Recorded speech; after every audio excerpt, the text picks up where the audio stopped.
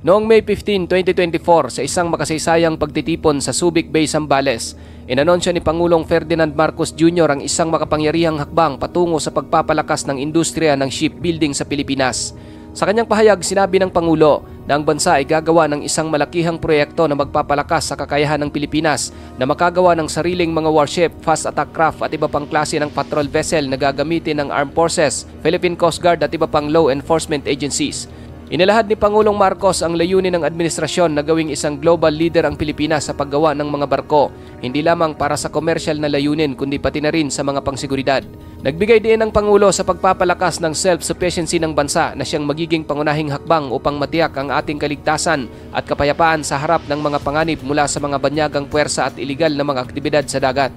Ayon kay Pangulong Marcos, bahagi ng proyekto ay ang pagpapalakas ng mga shipyard sa Pilipinas upang mapagtibay ang kakayahan ng mga Pilipino sa paggawa ng mga barko. May mga advanced technologies na gagamitin upang mapabuti ang kalidad at kapasidad ng paggawa ng mga barko. Ang gobyerno ay naglaan ng malaking pondo para sa pagpapalawak ng shipbuilding industry sa bansa, kaya't mas magiging moderno at mas may kakayahang magtayo ng mga barko ang mga Pilipino. Ang proyektong ito ay hindi lamang isang gobyernong inisyatiba, isa rin itong partnership sa mga lokal na kumpanya at international na mga eksperto. Sa pamamagitan ng pagsasanib puwersa ng gobyerno at mga pribadong sektor, layunin na mapalakas ang kapasidad ng bansa na maging isang independent shipbuilder at mag-ambag sa seguridad ng rehiyon ng Asia-Pacific.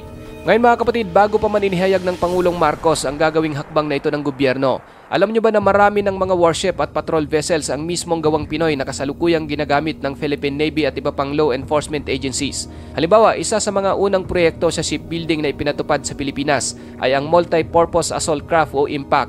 Isa itong fast attack craft na ginagamit ng Philippine Navy at Philippine Marines upang magsagawa ng mga operasyon sa baybayin. Ang barkong ito ay may kakayahang magsagawa ng mga special operations, patrol at interdiction missions kung saan napakahalaga nito sa mga operasyon laban sa mga pirata, grupo ng mga terorista at mga banta sa seguridad sa ating mga karagatang teritoryo.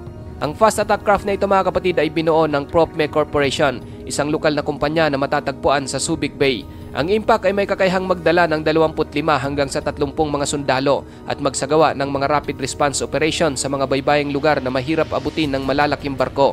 Isa ito sa mga pangunahing kagamitan ng Philippine Navy sa pagpapatrolya sa ating mga karagatang teritoryo. Ang IMPAC ay mayroong mga advanced weapon system kabilang ang remote-controlled na machine gun at missile. Kaya naman kaya nitong magsagawa ng precision strike sa mga target na matatagpuan sa malalayong distansya. Ang mobility at high-speed capability ng barkong ito ang nagpapalakas sa kakayahan ng Philippine Navy na magsagawa ng mabilisang atake at proteksyon sa mga islang teritoryo. Bukod pa riyan, isa pang uri ng fast attack craft na tinatawag namang high-speed tactical watercraft o HSTW na ginagamit ng Philippine National Police Maritime Group ang mismong gawang Pinoy mula sa disenyo, production hanggang sa delivery. Ang fast attack craft na ito mga kapatid ay may kakayahang maglakbay ng 47 knots kaya napakabilis nitong makapasok sa mga lugar na may banta sa seguridad. Mahalaga ang sasakyang dagat na ito sa mga operasyon laban sa illegal fishing, smuggling at iba pang mga criminal activities sa dagat. Binuo ang high-speed tactical watercraft ng Dynamic Power Marine and Industrial Hardware Incorporated, isang lokal na kumpanya na matatagpuan sa Cebu. Ang barkong ito ay armado ng 762mm machine guns at automatic grenade launchers. Pinapatakbo ng tatlong 750 horsepower engines, kaya naman nagagawa nitong magpatakbo ng mabilis at may kakayahang magsagawa ng mga counter-smuggling operation, search and rescue at maritime law enforcement missions. Ang high-speed tactical watercraft ay isang halimbawa ng Pilipinong teknolohiya na may malalim na epekto sa pagpapalakas ng ating maritime law enforcement. Hindi lamang ang Philippine National Police Maritime Group ang gumagamit nito. Ginagamit din ito ng Philippine Coast Guard at iba pang mga lokal na ahensya ng gobyerno na may tungkulin sa maritime security. Isa pang matagumpay na proyekto sa shipbuilding ng Pilipinas ay ang Multi-Mission Offshore Vessels o MMOV na ginagamit ng Bureau of Fisheries and Aquatic Resources o BIFAR. Ang mga ito ay ang BRP Francisco Daguhoy MMOV 5002 at BRP Lapu-Lapu MAOV 5001. Ang mga barkong ito ay ginagamit sa law enforcement mission tulad ng anti-illegal fishing operations at maritime patrol sa mga fisheries protection zones. Bukod pa riyan, ang mga barkong ito ay may kakayahang magsagawa ng search and rescue sa mga coastal communities at sumuporta sa mga disaster response operations. Binuo ang MMOV ng Josefa Slipways, isang lokal na kumpanya na matatagpuan sa Navotas. Ang barkong ito ay may advanced navigation systems at communications equipment na ginagamit sa mga operasyon. Mahalaga ang MMOV sa pagpapalakas ng coastal protection at sa mga hakbang na magpapatibay sa seguridad ng ating mga karagatang teritoryo laban sa illegal activities.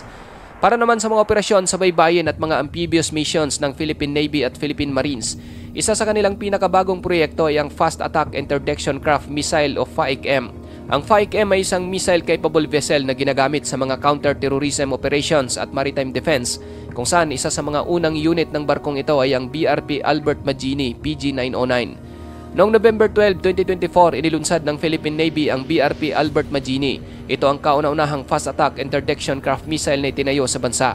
Bagamat ang disenyo nito ay mula sa Israel Shipyards, ngunit ang buong proseso ng assembly nito ay sinagawa sa Naval Shipyard sa Cavite City, kung saan ang mga Pilipinong engineers at manggagawa ang nagtipon at nag-assemble ng barko. Ang barkong ito ay may kakayahang maglayag ng hanggang 43 knots at nilagyan ng mga makabagong armas tulad ng Rafael Spike and Loss anti-ship missile, 30mm autocannon at 12.7mm machine gun. Ang weapon system ng barko ay may kakayahang magsagawa ng long-range precision strikes laban sa mga hostile vessels, at ang barkong ito ay isang napakahalagang bahagi ng Philippine Navy's modern defense strategy, kung saan ginagamit ito sa mga operasyon na mayroong mataas na tensyon sa mga maritime disputes, partikular na sa West Philippine Sea. Ngayon mga kapatid, marami na naman ang magsasabi na bakit hindi malalaking barko ang gagawin. Ano na lang ang pakinabang ng maliliit na barkong iyan kumpara sa mga naglalakihang barko ng kalaban. Well, ang mga fast attack craft na gawa dito sa Pilipinas ay bagamat maliit, ngunit napakabilis nito at talagang mabagsik. Kaya nitong magpatrolya ng mabilis sa mga lugar gaya ng Kalayaan Group of Islands o sa paligid ng Scarborough Shoal. Kapag may ulat ng panghihimasok ng dayuhang barko o illegal fishing, pwede agad rumisponde ang ating mga barko, hindi na kailangan hintayin pa galing Maynila o ibang base. At kung dati ay umaasa lang tayo sa second hand na mga barko galing sa ibang bansa, pero ngayon gumagawa na tayo ng sarili nating barko. Ang ibig sabihin nito, mas madali tayong makakagawa ng customized ships na swak sa pangangailangan natin, whether patrol, rescue, interdiction o combat. At dahil sarili nating gawa, mas mura itong i-maintain at i-upgrade at mas marami tayong maibababang barko sa karagatan. Ang paggawa ng barko dito sa Pilipinas mga kapatid ay hindi lang tungkol sa teknolohiya. Ito rin ay investment sa utak ng Pilipino, engineers, welders at maritime designers. Bawat barkong lumulutang sa dagat ay may kasamang kwento ng Pinoy pride at literal itong produkto ng Pilipinong galing. Kapag mas marami tayong gumagawa ng barko, mas marami tayong expert sa defense technology at mas lumalalim ang ating kakayahan sa modern warfare at maritime security. Ang presensya naman ng mga gawang Pilipinong barkong ito sa West Philippine Sea ay nagsisilbing deterrent o panakot sa mga nagdanais manghimasok sa ating teritoryo. Iba ang dating kapag alam ng kalaban na may nakapwestong barko ng Pilipinas na handang tumugon, may armas at may kakayahang lumaban kung kinakailangan. Hindi na tayo basta-basta pwedeng maliitin. Sa West Philippine Sea, libu-libong mangingisda ang umaasa sa yaman ng dagat, pero dahil sa tensyon, marami sa kanila ang nahaharas o pinapaalis. Sa pamamagitan ng mga patrol vessels na gawa dito sa atin, mas mapoprotektahan natin ang ating mga kababayan. Mas makakabiyahe sila ng ligtas, makakapangisda ng payapa at makakauwi ng masaganang huli. Kapag nakikita naman ng buong mundo na mismong tayong mga Pilipino ay gumagawa ng paraan para protektahan ang ating teritoryo, magkakaroon sila ng mas mataas na respeto sa atin. Hindi lang tayo umaasa sa tulong ng ibang bansa, tayo mismo ang gumagawa ng hakbang. Ipinapakita nito na seryoso tayo sa laban at handa tayong manindigan para sa ating soberanya. Ang shipbuilding naman ay isang industriya na may matinding potensyal sa Pilipinas. Malaking bahagi ng ating ekonomiya ang nakasalalay sa maritime trade, kaya't napakahalaga na magkaroon tayo ng mga makabagong kagamitan at mga barko na magbibigay proteksyon sa ating mga karagatang teritoryo. Ang proyektong ito ay hindi lang tungkol sa pagbuo ng barko, kundi tungkol din sa pagpapalakas ng pambansang seguridad sa harap ng mga banta sa dagat. Ang Pilipinas ay nasa isang rehiyon kung saan patuloy ang mga maritime disputes laban sa mga banyagang puwersa. Kaya napakahalaga na magkaroon tayo ng sapat na maritime capabilities upang maprotektahan ang ating mga karagatang teritoryo tulad ng mga Kalayaan Group of Islands, Spratly Islands at Scarborough Shoal. Ikaw kapatid, ano ang masasabi mo sa videong ito?